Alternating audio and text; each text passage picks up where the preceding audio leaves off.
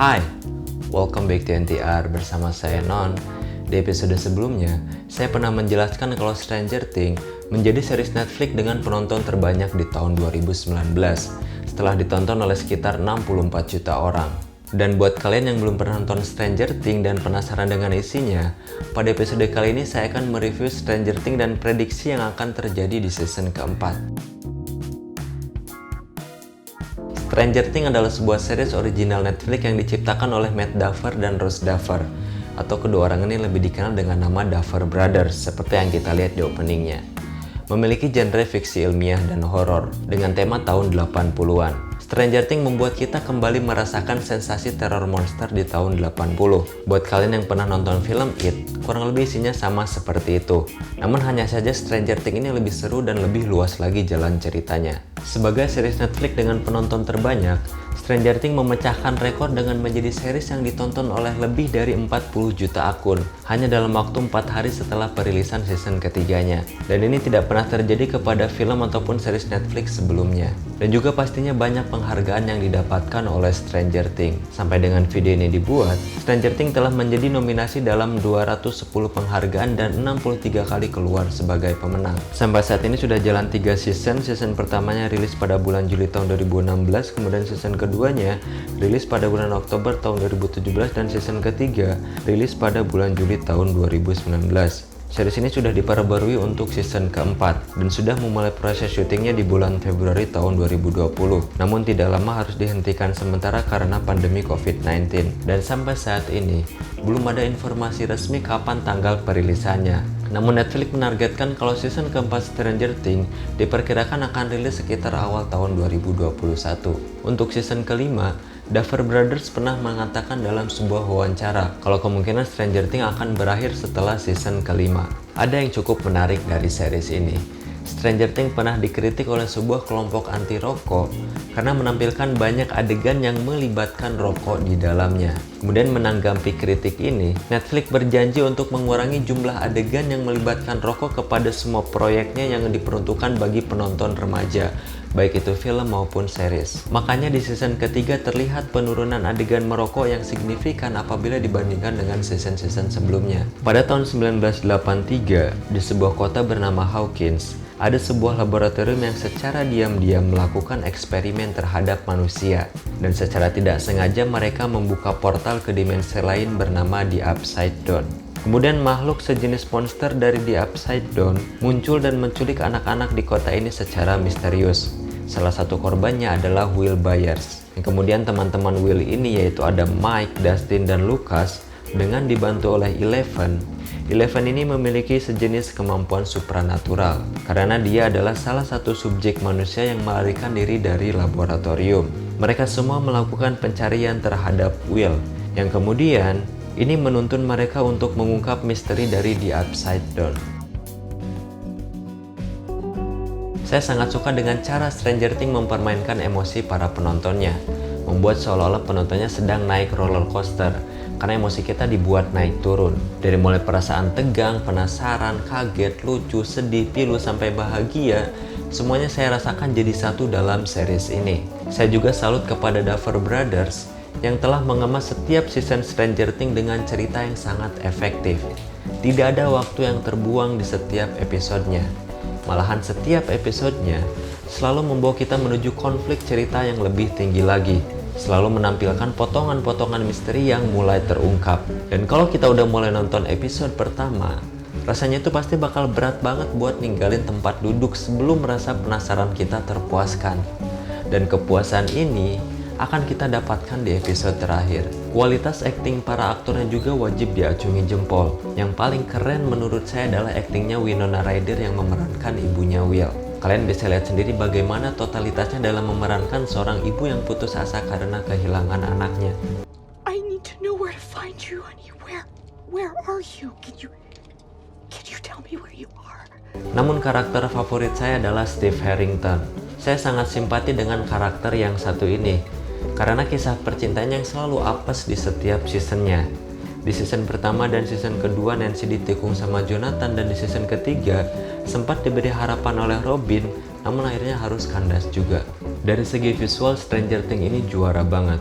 Suasana kota tahun 80-an yang diciptakan terasa sangat nyata. Dan juga CGI yang ditampilkan dalam menggambarkan The Upside Down dan makhluk-makhluk yang ada di dalamnya benar-benar keren banget. Dan yang paling epic menurut saya adalah penampilan dari The Mind Flayer, yang dari season pertama sampai season kedua kita hanya diberikan gambaran kecilnya saja. Akan tetapi di season ketiga kita benar-benar diperlihatkan dengan bentuk aslinya. Dan melihat bentuk aslinya ini benar-benar membuat saya merasa kagum sekaligus jijik. Kagum dengan tampilan CGI-nya dan jijik dengan penampilannya yang penuh dengan darah dan bangkai-bangkai daging. Saya hampir tidak merasakan adanya kekurangan dari series ini. Jadi saya bakal kasih skor 95% untuk Stranger Things. Karena penampilan para aktornya yang maksimal, kemudian visual efeknya yang menawan, dan ceritanya yang menakjubkan. Jadi buat kalian yang belum nonton Stranger Things, masih belum terlambat kalau kalian mau maraton series ini, dan dijamin bakal worth it. Itulah pendapat saya tentang Stranger Things. Kalau kalian memiliki pendapat lain, silahkan tulis di kolom komentar. Saya telah mengumpulkan kemungkinan-kemungkinan yang akan terjadi di Stranger Things season keempat. Dan ini semua hanyalah kumpulan teori para penggemar. Jadi jangan terlalu berharap kalau apa yang akan saya sampaikan ini akan benar-benar terjadi di season keempat. Langsung saja kita mulai dari yang pertama. Cerita akan pindah ke Rusia. Setelah melihat pengumuman season keempat yang dirilis oleh Netflix, dalam videonya secara jelas mengatakan kalau kita sudah tidak di Hawkins lagi. Kemudian pertanyaannya kemana mereka akan pergi. Dan setelah melihat post credit di season ketiga dan teaser season keempat yang dirilis oleh Netflix, sepertinya semakin jelas kalau Stranger Things season keempat akan pindah ke Rusia. Kemudian yang kedua, season keempat berkaitan dengan bencana Chernobyl. Karena sekarang pindah ke Rusia, ada kemungkinan kalau Stranger Things season keempat akan ada kaitannya dengan bencana Chernobyl. Yang mendukung teori ini adalah latar waktu Stranger Things dari season pertama sampai season ketiga. Season pertama yang memiliki latar waktu tahun 1983, kemudian season kedua tahun 1984, dan season ketiga tahun 1985. Jadi kemungkinan season keempat akan memiliki latar waktu tahun 1986. Dan pada tahun ini bertepatan dengan terjadinya bencana Chernobyl yang terjadi di Uni Soviet. Dan pada waktu itu Rusia masih menjadi bagian dari Uni Soviet. Meskipun teori ini meninggalkan lubang yang cukup besar, karena markas militer Rusia yang kita lihat di post credit season ketiga, lokasinya berada di Kamchatka, yaitu di sebelah timur Rusia. Sedangkan Chernobyl lokasinya berada di sebelah barat Rusia. Kemudian yang ketiga, Rusia telah meneliti The Upside Down sejak lama.